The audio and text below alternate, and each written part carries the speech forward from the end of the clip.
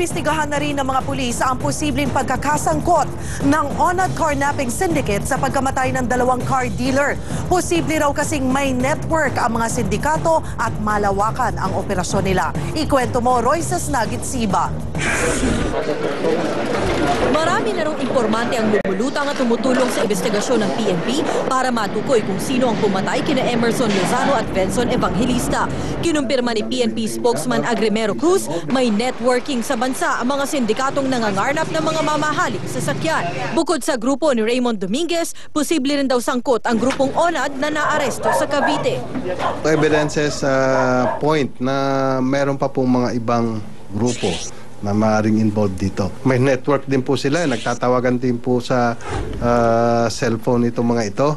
Yun po ang tinitignan natin kung related nga po ito. Kasama rin sa iniimbestigahan ngayon ng PNP ang posibleng koneksyon ng 2 napatay na car dealer sa umano'y carnap king na si Raymond Dominguez. Hindi po natin dinidiscount yan. Yan po ay bahagi rin ng ating investigasyon. Kung ano nga ba ang relationship ng mga biktima nitong mga perpetrators na ito sa isa't isa. Meron po tayong magandang lead regarding the matter.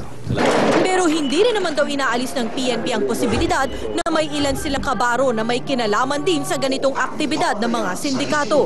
Isa raw ito sa pinagtutuunan ng pansin ngayon ng mga pulis. Hindi raw nagbigay ng deadline si Pangulong Aquino sa kanila. Utos lang daw ng Pangulo, tiyakin na tamang grupo o suspect ang mahuhuli. Dapat po bigyan natin ng focus itong pag-iimbestiga dito po sa mga insidenteng ito and to make sure na hindi po ito lalala sa mga susunod pang mga araw. Kasama sa mga mungkahi ng PNP sa mga car dealer ay ang pagtatanggal ng plaka ng mga binebenta nilang sasakyan. Sa ganitong paraan daw, mas madaling masita ng Highway Patrol Group sakaling itakas sa mga carjacker ang mga second-hand vehicle. Royce Nagit-Siba, News 5.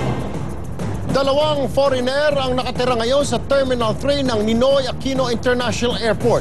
Hindi kasi pinayag ang makapasok ng bansa ang 2 matapos makita ng anomalya ang kanilang mga visa.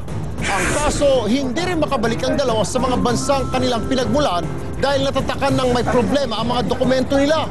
Kaya ang Liberian national na si Rene Saki at ang Cameroonian na si Timothy Berian sakit ng ulo ngayon ng Cebu Pacific. Kasi sila ang sinakyan ng mga foreigner papasok ng Pilipinas at hindi nila nakilatis ang mga dokumento ng 2 bagong lumipad papuntang Pilipinas.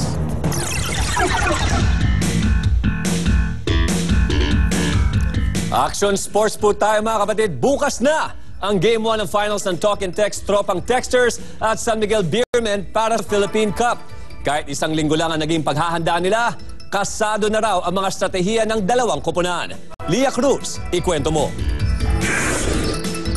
Sabak na agad sa practice ang Talk and Text Tropang Texters para sa laban nila kontra sa San Miguel Beermen. Ang strategy ng Texters ituloy ang pagpapalakas sa kanilang depensa.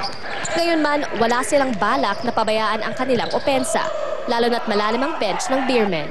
We're going to have to buckle down and try to slow down their key players. We're going to try to make sure we're in the best shape we can going into the finals so that we can play our running game. Masaya naman si Talk and Text coach Chot Reyes, lalo na't nakabalik na ang Texters sa finals ng Philippine Cup. There's nothing like being in the finals to get your blood flowing. Pero giit ni coach, hindi madaling pigilin ang San Miguel, lalo na't malaki ang kanilang mga player. 2009 panghuling makapasok sa PBA Philippine Cup Finals ang Talk and Text Tropang Texters. Ngayon na nakabalik na sila, pinaghahandaan nila ang isa sa pinakamahirap kalabaning koponan sa PBA. Isa sa matarget pigilan ng Texters si Dondon Hontiveros na umi-score ng halos 16 points kada laro. Pero wala ito sa kanya, lalo na't may alamang San Miguel sa estilo ni Reyes, na minsan din nilang naging coach. Balak ding pigilan ng Beermen ang sinasabi isa sa mga alas ng Texters na si Jimmy Alapag. Nakakagawa si Alapag ng 16 points kada laro. Dahil dyan, isang close series sa pagitan nila ng Texters ang nakikita ngayon ng Beermen. Okay lang mag-game 7 basta kami yung panalo sa last game. So yun, okay lang sa akin. Maswerte naman si San Miguel coach Ato Agustin dahil nakapasok ang kanyang team sa unang taon niya bilang coach. Kahit na in-experience ako, yung mga players ko naman experience sa ganitong sitwasyon. Lia Cruz, News 5.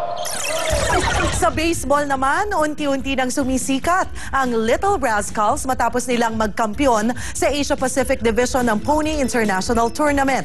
Sa tulong ni U.S. Ambassador Harry Thomas, dadalo ang ilang batikang baseball players ng Amerika para turuan ang ating mga batang manlalaro.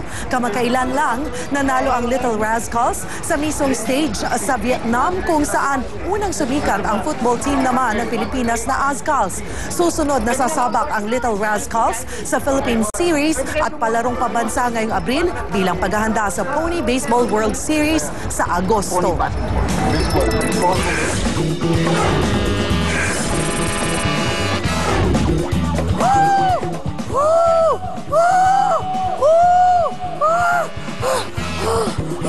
Opo na ako.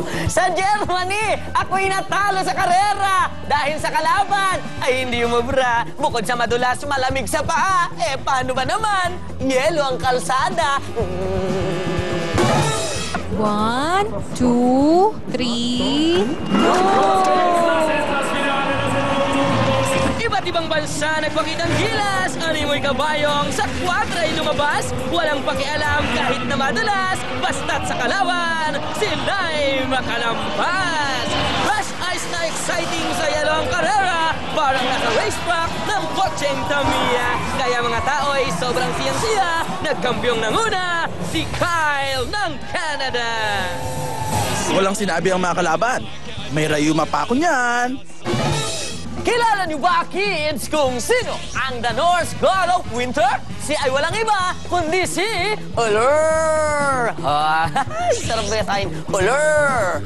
Dahil nga itinuturing siyang Diyos ng taglamig, ang mga skiers at skaters nag-aalay sa kanyang regalo upang gabayan sila habang nag-ski. Matatagpuan naman sa Gatlinburg, Tennessee, ang pinakamalaking artificial skiing place sa mundo. 3 hektarya ang laki nito at pwede kang mag-ski dito kahit anong oras, kahit summer pa. Diba? Ang ganda! Ang payo ko sa inyo mga kids, maging sports-minded at kailangan nyo rin mag-aral na mabuti at dapat maging talented. Yan ang aking trivia at aral sa inyo, mga kapatid, ni para ng walang patid.